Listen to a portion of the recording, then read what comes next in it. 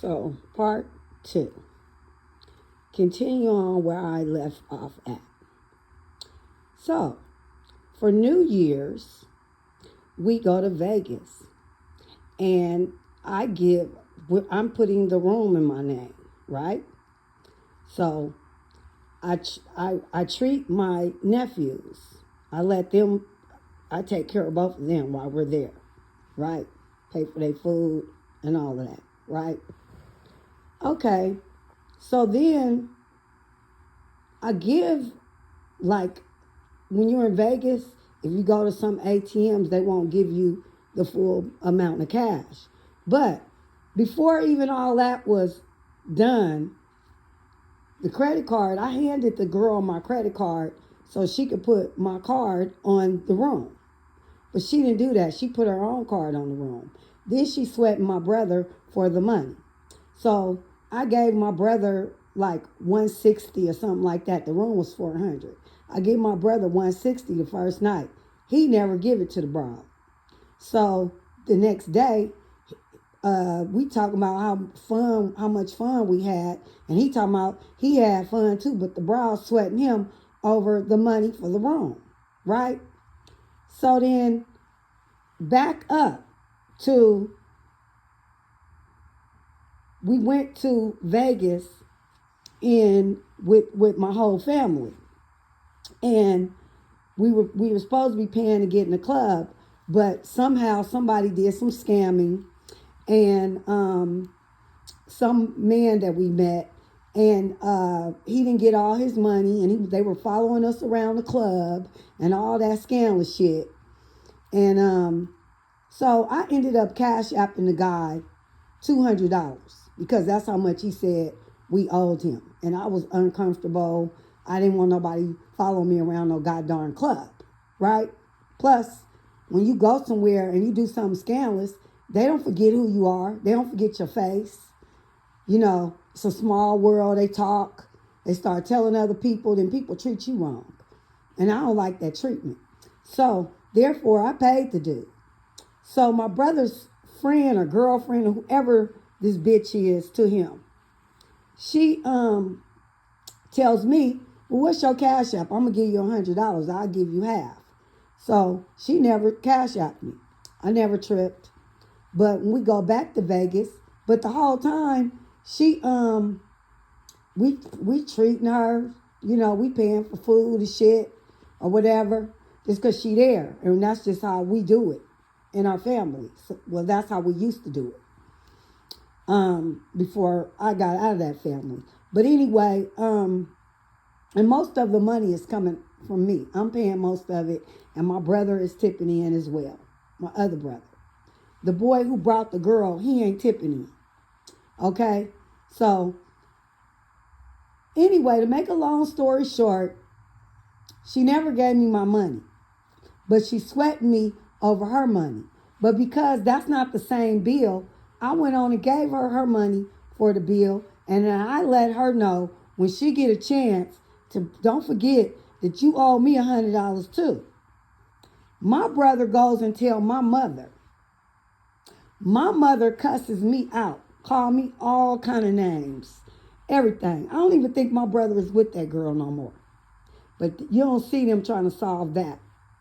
Ain't nobody trying to solve a mother and a daughter relationship. But they study is trying to solve their relationships. Another thing is, when you ain't speaking to your kids and you ain't going after your kids, but you going after a broad, man, you going after the business now, but you ain't going after your kids, man. That make you look like a sucker, man. Even Mo3 say that. He say, I'd be wrong if I never said none. Right? And I ain't got no love for those who let me know we ain't speaking. But I'd be wrong if I never said none. That's what Mo3 said. But anyway, to make a long story short, all that happened. The girl never gave me my money back. Text me all kind of derogatory things. My brothers and them took her side. You know, slave the master. They took the master side. That's their slave master. Master of pussy. or whatever they master of, whatever they slaving for. I don't know. But I know I ain't slaving for that shit. So, to make a long story short, they kissing the bitch ass as usual. You know what I'm saying? Bitch got, one of the bitches got fake booty. One of them is just a fake person anyway. You know what I'm saying? Ain't real. Don't ever got a nigga back. But this who they taking up for and put my mama involved and all that, right? Me and my mama still not speaking to this day behind that. Behind that. Behind some niggas and they bitch. And somebody getting involved in they shit. And somebody doing me wrong and me speaking up. And I'm not supposed to say nothing about somebody doing me wrong. That I'm just supposed to sit back and let a motherfucker do me wrong. For real, I don't think life works like that. It really doesn't. But, however, I just got a restraining order on them hoes and kept it moving. And I don't speak to my family no more. But then some other shit came up. It's just one thing after the other after the other. And for one time I didn't speak to my family for a whole 6 years.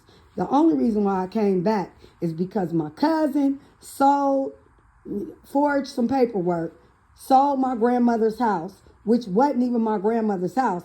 It was my daddy's house, which it wasn't even my daddy's house. It was my daddy's house. But my daddy's died, left the house to my daddy, and my daddy's stepson and his step-granddaughter ended up with the house. And the people who his real grandkids didn't end up with shit. That's what happened. So I'm just kind of sick of this family. You know, it's no kind of foundation here. You know what I'm saying? Then somebody gonna tell me history don't matter. History do matter. That do affirmative action matter? That was in our history, right? They took that away. That was past history. If it wasn't for the history, it wouldn't have been a present. They wouldn't have had that to take away. So history matters. Another thing is my brother tried to ruin my career one time too. That's why I stopped speaking to him for 6 years. They didn't want to support my career, but they support other people's career. I watched them. I sat back and I watched them. I watched their actions. I see how they have people back. I see how they loyal. You know, them people didn't even come to my husband's funeral.